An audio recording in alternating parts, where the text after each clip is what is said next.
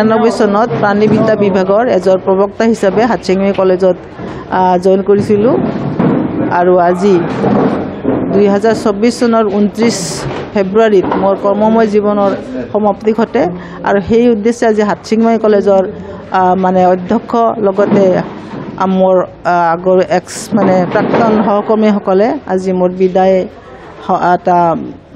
বিদায়ী সভা পাতি মোক বিদায় সম্বৰ্ধনা জনায়। তো এই দীৰ্ঘময় জীৱনত মই এইখন কলেজত অধ্যাপনা কৰিছোঁ। বহুতবিলাক ছাত্ৰ ছাত্ৰী এইখন কলেজৰ পৰা বিজ্ঞান শাখাত ডিগ্ৰী লাভ কৰি ইয়াৰ পৰা ওলাই গৈছে আৰু সকলো সময়তে এইখন কলেজৰ উন্নতি কামনা কৰোঁ আৰু পিছলৈও যদি কিবা প্ৰয়োজন হয় এই কলেজৰ উন্নতিৰ কল্পে বা কিবা ভাল কামে মোক যিকোনো সময়ত মাতিলেই মই ইয়াত থাকিম বা উন্নতি কামনা কৰোঁ। আজি আমাৰ মহাবিদ্যালয়ত আমাৰ প্ৰাণী বিজ্ঞান বিভাগৰ মুৰব্বী অধ্যাপিকা নেচিয়া বেগম ডাঙৰীয়ানীৰ আজি আনুষ্ঠানিকভাৱে আমাৰ বিদায়ী সভা অনুষ্ঠিত কৰা হৈছে।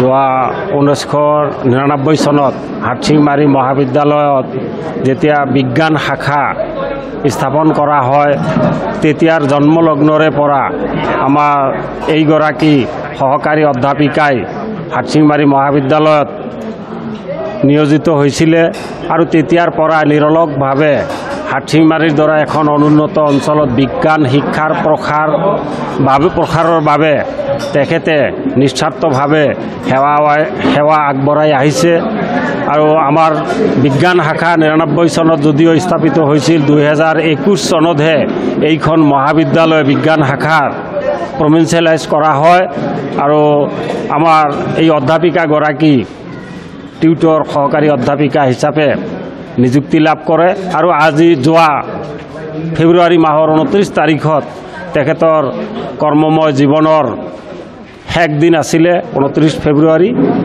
আৰু আজি আমি এই সহকাৰী অধ্যাপিকা নেচিয়া বেগম ডাঙৰীয়ানীক আমি আনুষ্ঠানিকভাৱে মহাবিদ্যালয়ৰ সমূহ পৰিয়ালবৰ্গই আজি আমি তেখেতক আমি আনুষ্ঠানিকভাৱে বিদায় সম্বৰ্ধনা জনাইছোঁ।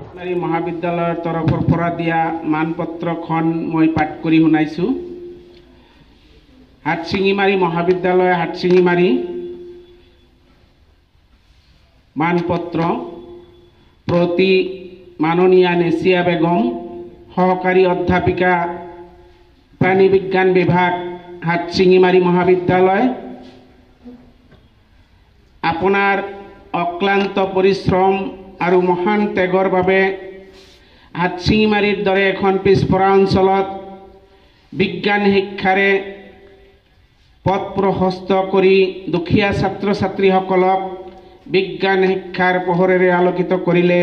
ইয়াৰ বাবে এই অঞ্চলৰ ছাত্ৰ ছাত্ৰী অভিভাৱক অভিভাৱিকাসকল আৰু শিক্ষাপ্ৰেমী ৰাইজ আপোনাৰ ওচৰত চিৰকৃতজ্ঞ হৈ থাকিব।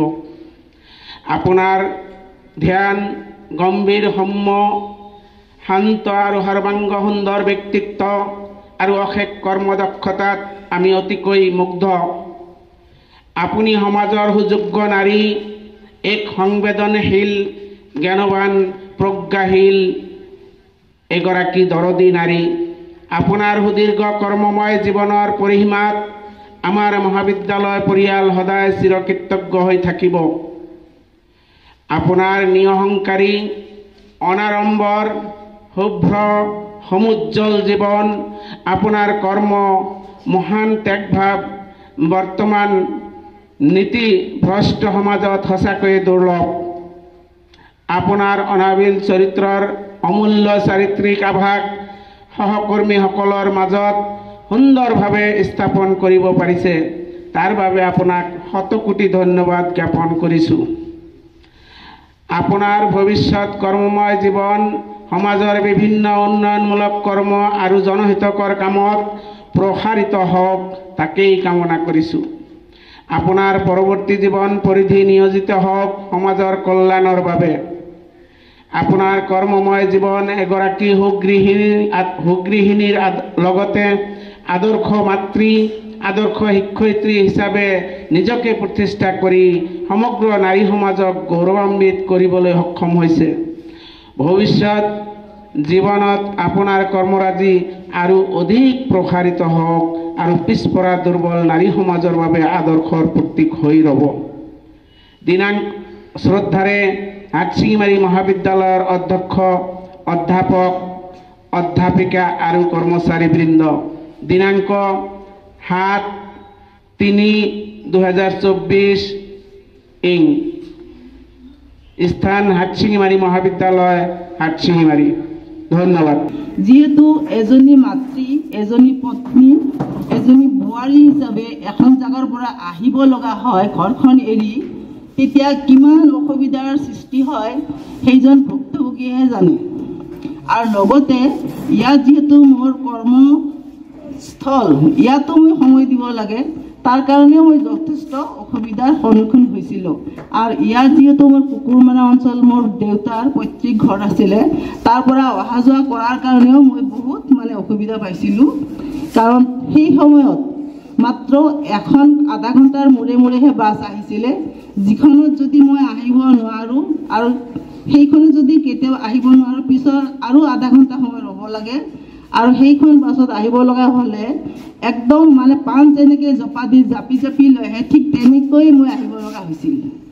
আৰু মোৰ যিটো বাচ্চা আছিলে, তেতিয়া তাৰ 4 বছৰো হোৱা নাছিলে, তাক ৰেইনকোট দিয়াৰ কাৰণে তাকো সেই অৱস্থাতে মই লৈ আহিব লগা হৈছিল।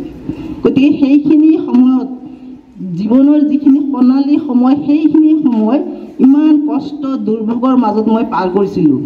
আৰু তাৰ বাবে কলেজৰ পৰাও মোক এবছৰ দিন অন্তত একো মাননি আমাক দিয়া হোৱা নাছিলে।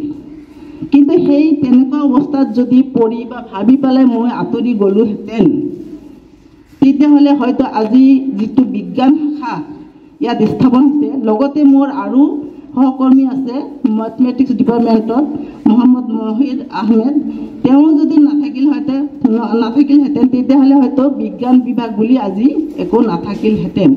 আৰু তাৰ পিছে পিছে মোৰ প্ৰাণী বিজ্ঞান বিভাগৰ নুৰুল হাছান ছিদ্দিক তেওঁ জইন কৰিলে।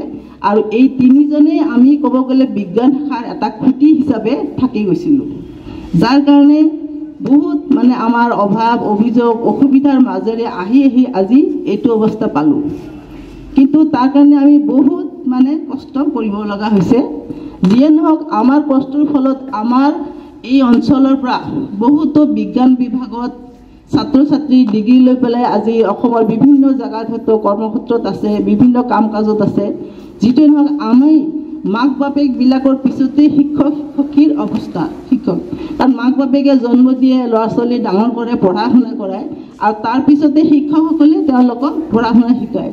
ল'ৰা ছোৱালীৰ কাৰণে ভাল হ'লে মাক বাপেকে যেনেকৈ নিজকে বহুত বুলি ভাবে আৰু সফলতা বা সফল বুলি ভাবে, ঠিক তেনেকেই ল'ৰা ছোৱালীবিলাকো যদি পৰীক্ষাবিলাকত ভালভাৱে পাছ কৰি যায় বা শিক্ষাত ভাল হয়, শিক্ষকৰ নিচিনাৰ কোনো সুখী নহয়। যেনেকৈ মাক বাপেকবিলাকে সুখী হয়, তেনেকৈ শিক্ষকবিলাকেও আমি সুখী হওঁ ল'ৰা ছোৱালী যদি ভালভাৱে জীৱনত পাছ কৰি যায় বা ভাল ফল দেখুৱায়। আমি বিচাৰিছিলোঁ সেইটো। আৰু সেই হিচাপে মই যদিও অৰ্থনৈতিকভাৱে কোনো সহায় বা কোনো পোৱা নাছিলোঁ, কিন্তু যে মই উচ্চ শিক্ষা কৰি যে এই অঞ্চলত ল'ৰা ছোৱালীখিনিৰ মাজত যে মোৰ শিক্ষাখিনি অলপখিনি হ'লেও দিব পাৰিছোঁ, সেইকাৰণে মই নিজকে বহুত ক্ষেত্ৰত কি বুলি ভাবোঁ, সফল বুলি ভাবোঁ, যদিও বহুত কষ্ট পাইছোঁ। কিন্তু আজি আহি আহি সেইখিনি অৱস্থা, আজি বিজ্ঞান এটা সময়ত প্ৰাদেশিকত হ'ল। হয়তো আমাৰ পিছৰ যিটো জেনেৰেশ্যন, তেওঁলোকে আহি ইয়াতে সেইটো সুযোগ পালে, তাৰ কাৰণেও আমি নাপালেও তেওঁলোকৰ কাৰণে আমি ভাল পাইছোঁ যে তেওঁলোকেও জীৱন কিবা এটা পালে। আমি মহিৰূপ হৈ থকাৰ কাৰণে তেওঁলোকৰ আজি অৱস্থা হ'লে বা পালে। যিটোৱেই নহওক, আজি এটা জেগাত সোমোৱাৰ পিছত বা এটা কামত আৰম্ভ হ'লে এদিন তাৰ শেষ হ'বই। গতিকে 99ত যি যাত্ৰা আৰম্ভ হৈছিল, আজি 2024ত কি হ'ল, 29 ফেব্ৰুৱাৰীত মোৰ কৰ্মময় জীৱন শেষ হ'ল। কিন্তু ইমান সোনকালে শেষ হোৱাৰ আঁৰতো আছে, কাৰণ মই মাষ্টাৰ ডিগ্ৰী কৰাৰ পিছতো 7টা বছৰ পৰিয়ালৰ কাৰণে দিব লগা হোৱাৰ কাৰণে কৰ্মজীৱনটো মোৰ বহুত চমু হৈ গ'ল। তাৰ কোনো খেদ নাই, কাৰণ মই সেইফালৰ পৰা নিজকে সফল কাম বুলি ভাবোঁ। এগৰাকী পত্নী হিচাপে, এগৰাকী মাতৃ হিচাপে, আৰু এগৰাকী বোৱাৰী হিচাপে, আৰু এজন কি হয় শিক্ষিক শিক্ষিকা বা শিক্ষক হিচাপেও নিজকে সফল বুলি ভাবোঁ। আৰু মোৰ কৰ্মক্ষেত্ৰত মই সকলো সময়তে এটা নীতিৰ মাজতে চলিছিলোঁ আৰু মই বিচাৰিছিলোঁ যে ল'ৰা ছোৱালীবিলাকে যাতে ভালভাৱে পঢ়া শুনা কৰি নিজকে দক্ষ বুলি সকলো ক্ষেত্ৰত প্ৰমাণ কৰিব পাৰে। কিন্তু হাটশিঙিমাৰী অঞ্চলত এইটো মই খুব কমেই দেখা পাইছিলোঁ। আৰু যাৰ কাৰণে হয়তো বহুত ক্ষেত্ৰত ল'ৰা ছোৱালী মোক ভালো নাপাইছিল, যিহেতু মোৰ এটা শিক্ষা নীতি এটা আছিলে, সেইটো মই কেতিয়াও কোনো কথাৰ লগতে মই কম্প্ৰমাইজ কৰা নাছিলোঁ। আৰু আজিও মই ল'ৰা ছোৱালীখিনিক সেইটোৱে কওঁ, যিহেতু পিছপৰা অঞ্চল হিচাপে তোমালোকে ভালকৈ পঢ়া শুনা কৰা, যাতে এই শিক্ষা লৈ তোমালোকে অসমৰ বা ভাৰতৰ বা বিভিন্ন জেগাত যাতে কম্পিটিশ্যন কৰি, কাৰণ আজিকালি কম্পিটিশ্যনৰ যুগ, কম্পিটিশ্যন যদি নকৰা তেতিয়াহ'লে তোমালোকে একোতে আগবাঢ়ি যাব নোৱাৰা। আৰু আজি যিহেতু আমাৰ ইয়াত এটা আঞ্চলিক হিচাপে এখন কলেজ হৈছে, এই কলেজখনত তোমালোকে সোমাবলৈ হ'লে তোমালোকে ভালভাৱে পঢ়া শুনা কৰিব লাগিব। আৰু আমাৰ হাটশিঙিমাৰী অঞ্চল ল'ৰা ছোৱালীখিনিৰ ক্ষেত্ৰত এইখিনি খুবেই মই কম দেখা পাওঁ। গতিকে ল'ৰা ছোৱালীখিনিৰ ক্ষেত্ৰত মই এইখিনিয়ে তোমালোকক কৰোঁ যে তোমালোকে ভালভাৱে পঢ়া শুনা কৰা, ঠিক আছে। আৰু মোৰ কৰ্মময় জীৱনত মই লগ পাই অহা মোৰ সহকাৰী যিবিলাক শিক্ষক বা মোৰ আৰু কৰ্মীবৃন্দ আছে, তেওঁলোককো মই কৰ্মময় জীৱনত হয়তো কোনো সময়ত কিছুমান ভুল ভ্ৰান্তি হৈছে, তাৰ বাবে তেওঁলোকৰ ওচৰত মই ক্ষমা বিচাৰিছোঁ। আৰু কাৰো প্ৰতি মোৰ কোনো ধৰণৰ অভিযোগ নাই, সকলোকে সকলোভাৱেই মই